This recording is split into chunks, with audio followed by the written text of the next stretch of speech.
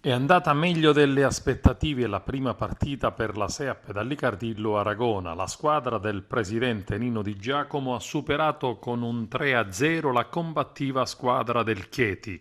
Questi i parziali 25-21, 25-22, 25-18. Le biancazzurre hanno giocato una buona prestazione conquistando l'intera partita, set dopo set. La schiacciatrice Serena Moneta con 13 punti sicuramente tra le migliori in campo. Il sestetto diretto da Luca Secchi, molto concentrato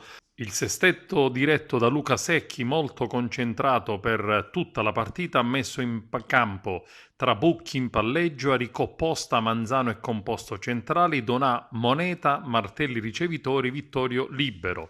Dopo un avvio equilibrato, le padrone di casa riescono a piazzare il primo e poi il secondo e poi il terzo con la squadra avversaria e vincere con un pubblico che partecipa ad incitare le ragazze.